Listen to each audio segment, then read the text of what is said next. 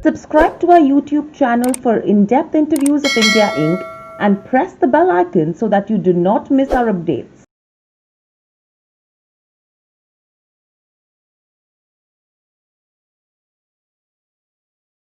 Hello and welcome to Nirmal Bang, ladies and gentlemen. I'm Hiral Dadia. We have with us Kunal Shah, Head of Commodities Research, joining in. Welcome to the show, Kunal. Kunal, let's start with the dollar index. It's nearly hovering near the 32-month low because, number one, the US stimulus negotiations have continued. And the anticipation is that the FOMC is likely to confirm a loose monetary policy stance as well. Now, with this, the dollar remains at weak levels as the dollar index is trading at a new low just above the 90 mark. What did you make of this and what direction are you expecting to see that?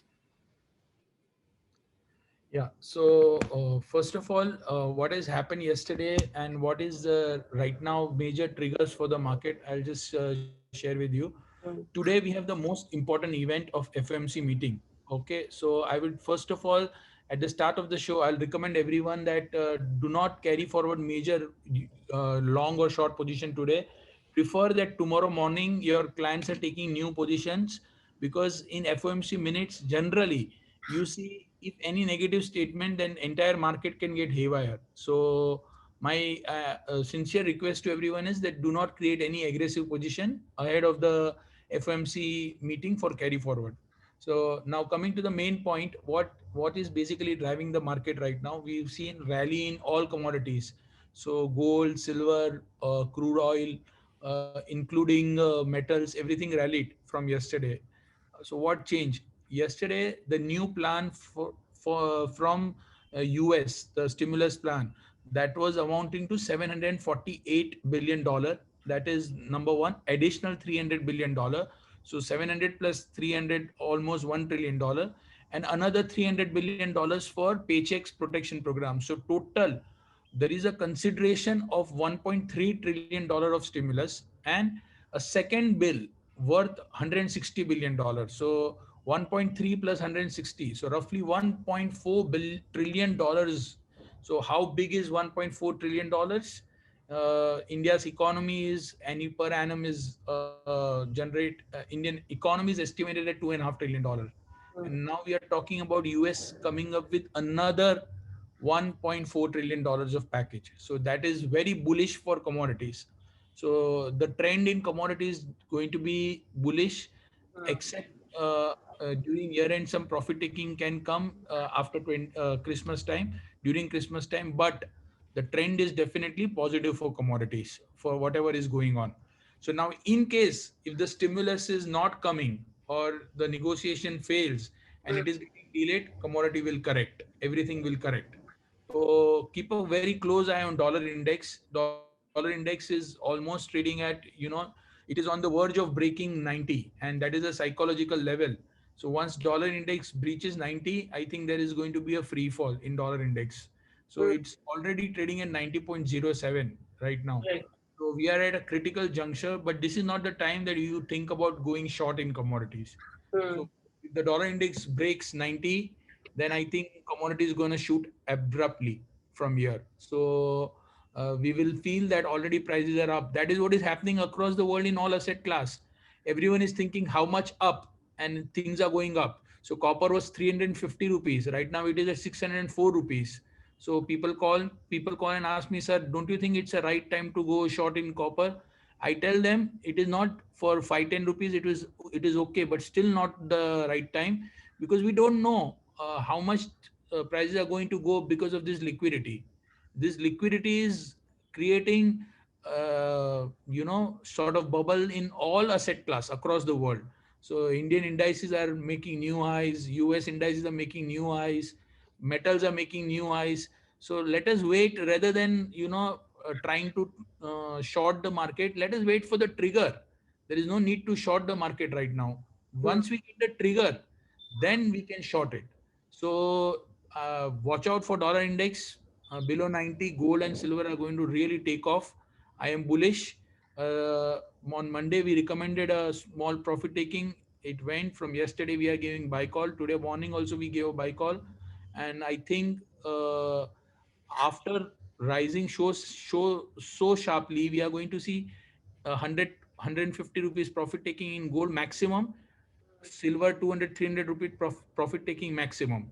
So around 66,000 silver goodbye, 69,700 49,700 680 gold goodbye, target 50,000 for gold, 69,000 69,000 is slightly long term, but in today's session or tomorrow maximum, silver can test 66,900 to 67,000. So we had given a positional buy call in silver of target, and we have mentioned that the target for silver is going to be 69,000.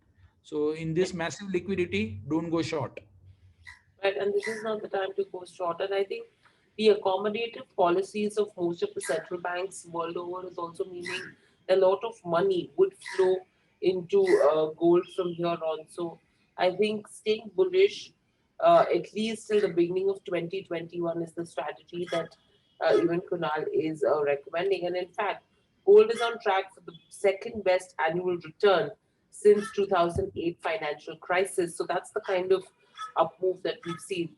Kunal, with this, let's understand with what's happening with crude as well. Clearly, the API reported unexpected 1.97 million barrels buildup, and you're seeing that up move that has continued. Do you think we are seeing a lot of fund flow that's happening with regards to crude as well, and there is a lot of positive bias? The problem right now with the market is that we are trying to judge the market on the basis of fundamentals. Okay, fundamentally, oil cannot go up to 3,500. From last 2 weeks, we are seeing the built up in the inventory. So understand the importance of liquidity and the other factors determining the outlook of crude oil. Right now, it is all focus is on dollar. So if the dollar index reverses from 90 and goes up to 91, you will see crude going down, you will see metal going down, you will see gold, silver going down. But if it is not going up, the dollar index is not going up to 91 and it's dropping below 90, you will see again rally in commodities. So if today the inventory is very bearish and you see oil dropping by 30-40 rupees, don't short there. Try to go long there. So 34.60, 34.70, these are the levels you can go long if at the time of inventory. If there is a small shake off, then buy it at during that shake off. And the target on the upside can be 35.50 to 35.60. So my recommendation for tonight is buying at dips. Already it is up by 28 rupees. Around 3,500 also you can enter, 34.90, 3,500 you can enter and book your profits around 35.50, 35.60. Right. And with regards to base metals as well, I know you already mentioned that this is going to be the bull run that we will see with regards to base metals as well. But any particular strategy for individual metals, say copper, lead, zinc, nickel, or aluminium as well? Yeah, so first is my first pick is nickel.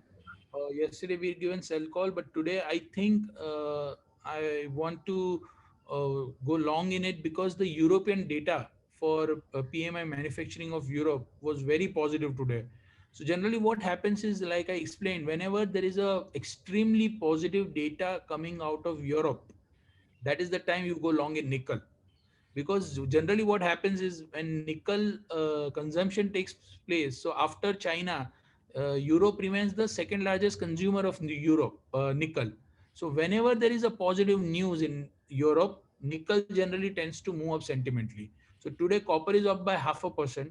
So I would still say that nickel is down by 0.5%. So I will put my money on nickel at current market price. I will keep a stop loss of 1297, what is low of today, and I will go long and I will book my profit around 1325 to 1330. So bullish on nickel. Even zinc looks positive to me. Zinc one can go long at 160 current market price. 162 should be your target, and stop loss should be below 159. So 1 rupee stop loss, and you can make 2.5, 3 rupees in zinc also today. Uh, so Kunal, there is a question. bullish. Right, and there's a question coming in with regards to lead that every metal is going higher, but lead is not going up. So should you buy or sell lead? Very good question and very good observation. Why? So I'll explain you first why lead is not moving up. So unlike other metals, lead is one of those metals where the major supply comes from the scrap. So when lead prices generally moves up, the scrap hits the market very badly. So earlier the lead prices were trading at around 130, 125. Now lead prices are 160. So for scrap trader, these are very good prices to go. And lead, like I explained, 30 to 40% of the supply comes from the scrap. So lead takes time to move up as compared to other metals. So if zinc moves up by another 5-10 rupees, obviously lead is going to move up only, but it will take time. So not don't short lead, go long, but it will move up slowly. It will follow. So if copper tests 610, 612, so then at that time lead will go up. So when copper shoots up sharply, that time you can enter into lead. Or zinc is trading at 162, 163, then you can enter into lead for trading. But the reason for not moving up in line with other metal is the scrap, higher scrap supply. Right. And Kunal, another question is that Masood has a sell position in USD 74 call and 73.5 put 29 December expiry. Mhm. What should he do? He has sold 73 both call and put. Am I Yes. right? Let me just read the question. He has a sell position in 74 call and 73.5 put. Yeah, so I think what it looks is that the dollar index is going to, if it is breaking 90 and going below it, then I think your strategy will start to show you in the money. So I think you can hold on to this position. I have to do the working to tell you how much profit you can make, but I think you can hold on to this position. Not, this should not be an issue. Right. And another question is, can we make a spread in zinc and lead as there is a 60 points difference? Sell zinc and buy lead, and will the difference cool off or not? No, I would not recommend this strategy of selling zinc, because what happens is that zinc will, if metals will move up, zinc will move up faster as compared to lead. So I would recommend the opposite strategy. Don't go for selling zinc. You can buy zinc and sell lead, but my view is not to sell zinc right now, because if copper shoots up or nickel shoots up today, zinc will be the another metal to follow it. So lead will move up slowly. So until we get any trigger that China's lead production have dropped or China's battery demand is picking up sharply, which after 1 month is going to. So if we get that kind of signal, then I will buy lead and sell zinc, but not now. Right. So this is not a strategy that one should be following. Thank you, Kunal, so much for joining us on the show, and thank you, participants, as well.